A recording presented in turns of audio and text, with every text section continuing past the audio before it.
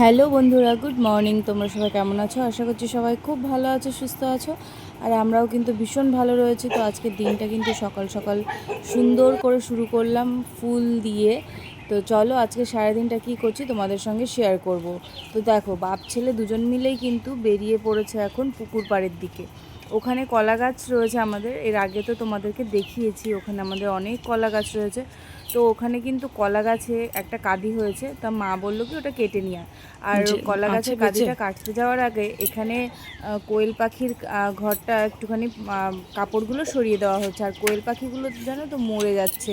কেন যে মরে যাচ্ছে বুঝতে পারছি না। 5টা কোয়েল পাখি ছিল, তার মধ্যে এখন 3টে রয়েছে। 2খানা কোয়েল পাখি মারা গেছে। আর এদিকে দেখো, বাবা আগের দিনকে আগুন ধরিয়েছিল আর বুঝতে পারিনি এখানে চেরি ফল গাছটা কিন্তু কিছুটা মানে একটা ডাল কিন্তু পুরো পুড়ে গেছে। ওই ডালটা কী জানি কী হবে, মরে যাবে না কি হবে জানি না। তো চলে এসেছি এখন পুকুর পাড়ে কলার কাঁদিটা দেখে তোমাদের দাদা বলছে যে কলার কাঁদিটা এখনও পর্যন্ত বাতি হয়নি, এখনও কয়েকদিন যাবে। তো আমি বললাম যে না, মা বললো যে না এটা বাতি হয়ে গেছে। তা বললো যে ঠিক আছে তাহলে কেটেই ফেলি। তো এখন সেই কলা গাছটাই কাটা হবে। দেখো কি করবে, দাও। এ দেখো, কলা গাছের একটা মনা বাচ্চা বেরিয়েছে, দেখেছো? ওই দেখো একটা মনা বাচ্চা, ওই যে একটা ছোট্ট মনা বাচ্চা বেরিয়েছে, ওই যে একটা ছোট্ট মনা বাচ্চা বেরিয়েছে। ওই দেখো কলা গাছটা কি সুন্দর কাটছে বাবা, দেখেছো? দেখো ঘাড়ের উপরে যেন না পড়ে। মাগো,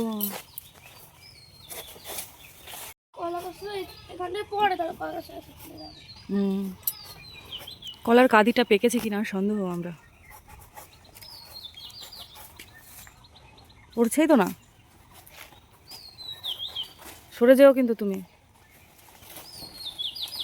এই যে পড়ছে বাপরে, বাবা। ওটা আরেকটু মনে কাটতে হতো নাকি? এই পাশ থেকে একটু কেটে দাও, এই পাশ থেকে। ও দারুণ দারুণ।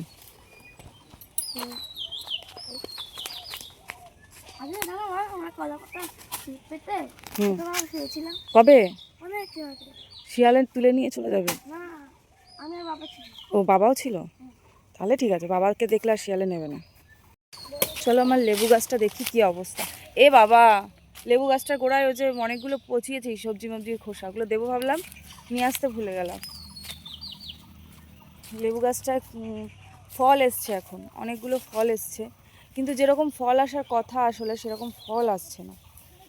এই পাশ দিয়ে কয়েকটা ফল এসছে মাত্র, দেখো এই পাশ থেকে কয়েকটা ফল এসছে। এগুলো ছোট ছোট, আগের ফলগুলো তো কেটে খেয়ে মানে তুলে নিয়েছিলাম, তুলে নিয়ে খেয়ে নিয়েছি।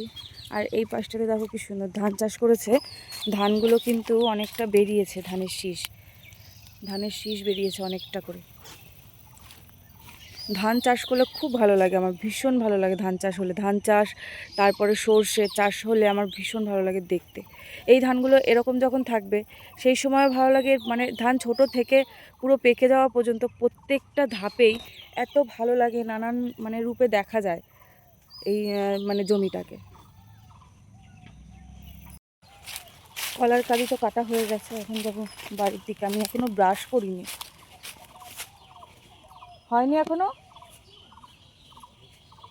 চলো, আমাদের এবার চেরি গাছটাতে কিন্তু সেরকম, ওই দেখো একটা ফল হয়েছে, মানে সেই রকম না ফল হয়নি, সেরকম ফল হয়নি চেরি গাছটাতে। ওটা পারতে পারবে গো? কয়েকটা ফল পেকে একদম টকটকে লাল হয়ে রয়েছে। দেখো 3টে চেরি ফল ওখানে লাল টকটকে হয়ে রয়েছে। 3টে চেরি ফল ওখানে লাল হয়ে রয়েছে, 3টে না 2টো। এটাই তো খেতে ভালো লাগবে বেশি। ওহ উফ, কি দারুণ কালারটা, দারুণ কালারটা। কিন্তু না, চেরি ফলগুলো সব না শুয়োপোকায় খেয়ে নিচ্ছে জানো, প্রচুর শুয়োপোকা গাছটাতে। ফুল এসে, এই দেখো একটা চেরি ফল, এই দেখো একটা লাল টকটক করছে, দেখি আমি পারতে পারি নাকি। এইখানটাতে রয়েছে, এই দেখো, এই দেখো পুরো লাল টকটকে। আর কোথাও রয়েছে, মা গো, কে যাবে। এই দেখো একটা চেরি ফল, এই দেখো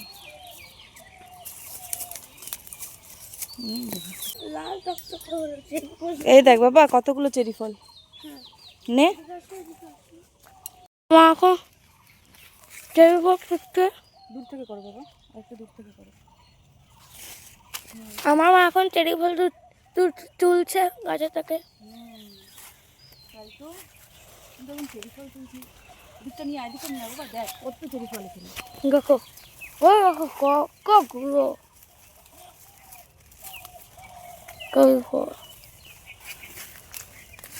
গায়ে শুয়োপোকা উঠলো কিনা জানি না, দেখো কতগুলো। এইটা পুরো চটকে গিয়ে পুরো রসটা বেরিয়ে গেছে, দেখাও। এটা পুরো চটকে গিয়ে রসটা বেরিয়ে গেছে, দেখো। তো এতগুলো চেরি ফল পেয়েছি। ও মা গো, ও মা এই দেখো কতগুলো চেরি ফল পেয়েছি। এই দেখো গাছ থেকে তুলে আনলি? হ্যাঁ, ও মা কত চেরি ফল, একটা চটকে গেছে দেখো। হাতে নাও, হাতে নাও। এটা চটকে গেছে না? হ্যাঁ তাই তো, এটা চটকে গেছে। চটকে গেছে। শুয়োপোকায় খেয়ে নিচ্ছে জানো ফলগুলো। চিন্তা করো কিরকম। হ্যাঁ, খাওয়ার জায়গা পায় এ নাও, এগুলো নাও, ধরো। দাও। আজকে কি রান্না করছো? সকালবেলা আমাকে ফল দান করলে। হ্যাঁ, কি রান্না করছো আজকে? এটা খুব ভালো যাবে আজকে। এখনো তো বাজার আসেনি, ভাত বসিয়ে বাজারে যাবে, বাজার থেকে কি আনবে তারপরে তো রান্না করবো। আপাতত এখন ডাল বসাবো, তারপরে যা হয় তাই হবে। আচ্ছা, আমি আমার জন্য করছো না তো রান্না? না, আমি তো আজকে থাকবো মাসির বাড়ি যাবে বললি। হ্যাঁ, তো আমি আজকে যাব মাসির বাড়িতে। এমনি যেতে ইচ্ছা করলো তাই যাব মাসিদের বাড়িতে। মাসি মাঝে মাঝে বলে যে আয় আয়, তো যাওয়া হয় না। তো আজকে যাব মাসিদের বাড়িতে। গেলে এখন কেউ নেই, খালি গৌতম দাদাই রয়েছে। দাদা চলে গেছে, দাদার আজকে কলেজ আছে কিনা জানি না, কিন্তু গৌতম দাদা আজকে স্কুল ছুটি রয়েছে। আর শ্রেয়ানেরও যেহেতু স্কুল ছুটি রয়েছে, যার কারণে আজকে মাসিদের বাড়িতে যাচ্ছি। তো চলো একবার যখন মাসিদের বাড়িতে বেরোবো আমি, তখন ভিডিও করি। কারণ আজকে খুব তাড়াতাড়ি আমার বেরোতে হবে, 10টার মধ্যে বেরিয়ে যাব, কারণ তোমাদের দাদার সাথেই যাব। আর ও 10টার মধ্যে যেহেতু বেরিয়ে যায়, ওর সাথে আমাকে যেতে গেলে আমার সব কাজ তাড়াতাড়ি করে নিতে হবে। আজকে বৃহস্পতিবার, তো চলো সব কাজ বাজ তাড়াতাড়ি করে করি, আর যখন বেরোবো তখন তোমাদের সঙ্গে আবার কথা হবে। টিটি। তো বন্ধুরা, আমরা কিন্তু বেরিয়ে গেছি, বেশিক্ষণ লাগবে না পৌঁছাতে। একটু দেরি হয়ে গেল আমাদের। তো তোমাদের দাদা ওর জন্য একটু তাড়াহুড়ো করছে, একটুখানি দেরি হয়ে গেছে আমাদের। ও দোকান কাস্টমার ফোন করছে, দোকানের সামনে দাঁড়িয়ে রয়েছে, এখনো দোকান খোলা হয়নি। আসলে যে আমাদের দোকানের যে থাকতো যে ছেলেটা সঞ্জয়, ও এখন আসলে যায় না, যার কারণে তোমাদের দাদাকে একটু আগে আগে বেরোতে হয়। আমি আজকে একটু দেরি করিয়ে দিয়েছি। তো চলো যাই। আর দেখো আমরা কিন্তু পৌঁছে গেছি আমাদের বাড়ি থেকে। মাসিদের বাড়ি কিন্তু খুব একটা বেশি দূরত্ব না, চাকদাতে আসলেই মাসিদের বাড়ি। তো আমাদের আসতে বেশিক্ষণ সময় লাগেনি। আর এসে দেখো স্পটের সঙ্গে কিন্তু দেখা হয়ে গেছে আমাদের। তুমি চিনতে পেরেছো আমাকে? হ্যাঁ, তুমি চিনতে পেরেছো?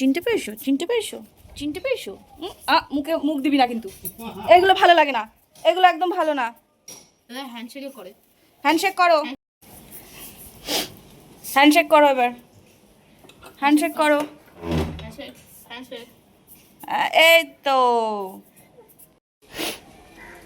এখানে মেশো, কি করছো? স্পট ভালো লাগছে না কিন্তু। বিদীপ্ত নিয়ে যা, বিদীপ্ত ওটাকে বাদ।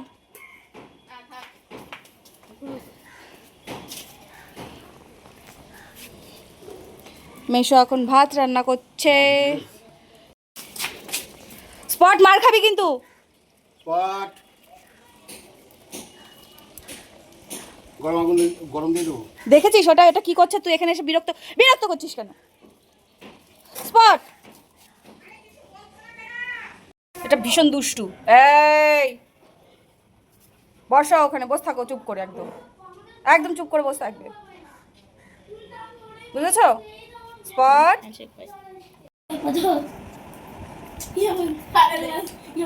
এই একটাই পাজেল।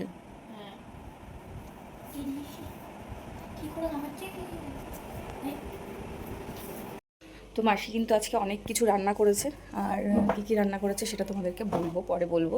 আর এখন আমি বিদীপ্তর জন্য আর শ্রেয়ানের জন্য 2 পিস মাছ ভাজা করব। একটু গরম গরম, মাসি ভেজেই রাখতো, কিন্তু আমি মাসি বললাম থাকা ভাজতে হবে না, ওটা খাওয়ার সময়। মাসি বললো তাহলে খাওয়ার সময় গরম গরম ভেজে দিলে ভালো হবে। তো ওর জন্য চলো এখন মাছটা ভেজে নিই, তারপর ওদের দুজনকে এখন খেতে দিয়ে দেবো।